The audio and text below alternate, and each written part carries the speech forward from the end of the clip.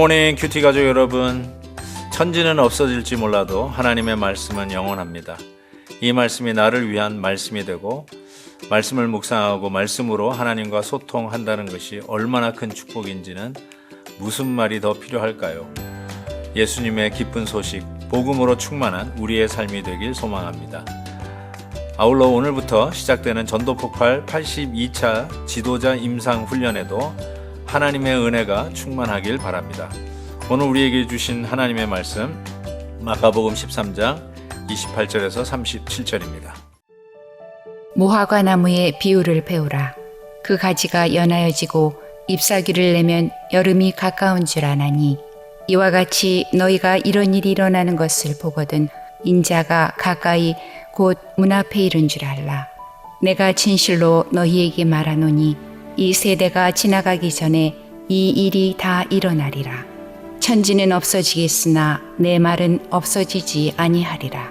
그러나 그날과 그때는 아무도 모르나니 하늘에 있는 천사들도 아들도 모르고 아버지만 아시느니라. 주의하라, 깨어있으라. 그때가 언제인지 알지 못함이라. 가령 사람이 집을 떠나 타국으로 갈 때에 그 종들에게 권한을 주어 각각 사물을 맡기며 문지기에게 깨어있으라 명함과 같으니 그러므로 깨어있으라. 집주인이 언제 올는지 혹 저물 때 일는지 밤중 일는지 다굴 때 일는지 새벽 일는지 너희가 알지 못함이라. 그가 후련히 와서 너희가 자는 것을 보지 않도록 하라. 깨어있으라. 내가 너희에게 하는 이 말은 모든 사람에게 하는 말이니라 하시니라.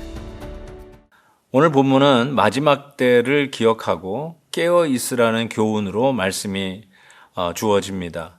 그러면서 등장하는 한 비유가 무화과 나무의 비유입니다.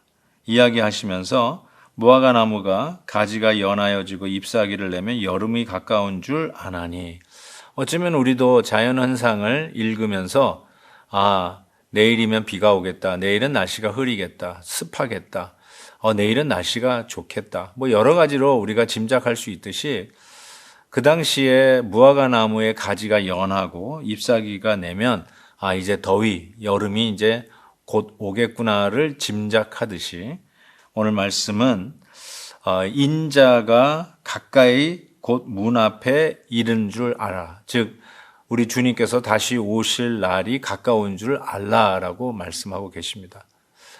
실은 우리도 여러 가지 현상들을 보면서 말세지말이다, 이제 주님 오실 때가 됐다, 이런 이야기들을 심심치 않게 합니다. 그러면서 예수님 오실 날이 가까운 것 같다라는 이야기를 하고 있지 않습니까? 그런 의미에서 무화과 나무의 이 비유를 드셨다라고 생각합니다.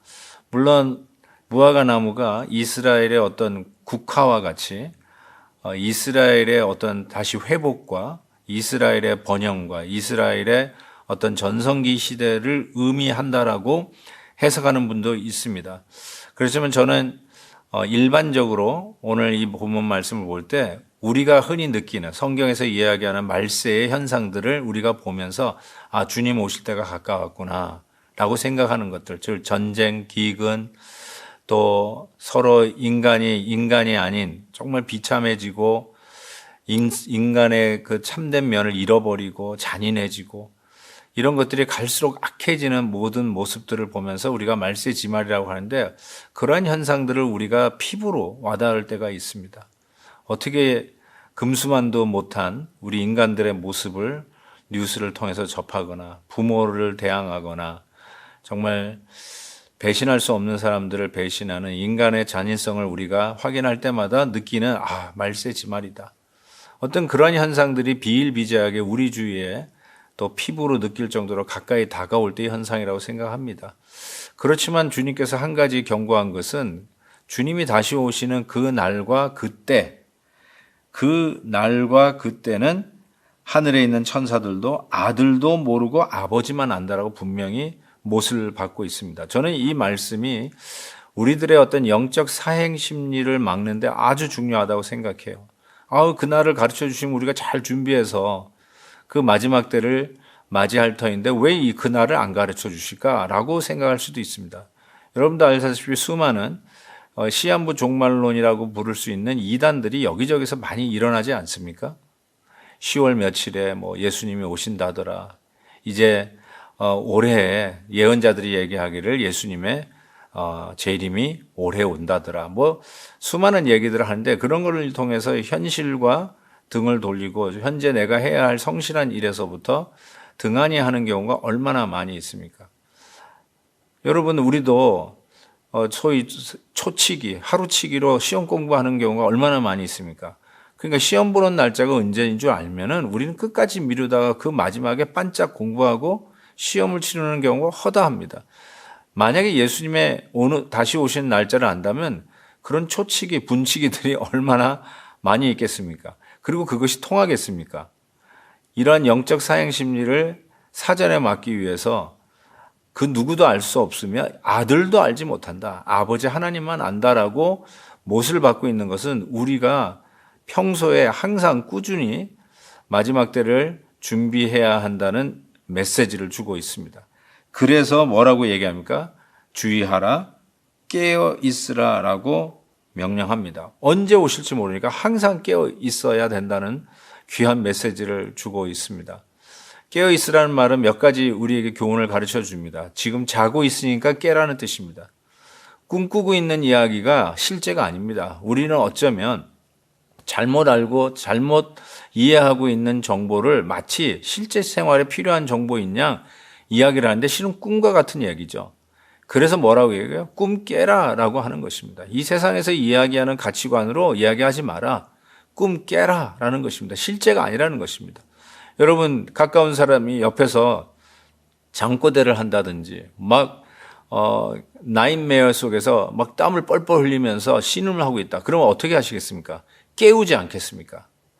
이 세상 사람은 어쩌면 꿈속에서 사는 영적인 참된 것을 보지 못하고 이 세상 것이 전부인 줄 알고 세상의 부귀 영화와 세상에서 보여주는 반짝거리는 것을 정신없이 쫓아가고 있는 세대일지도 모릅니다.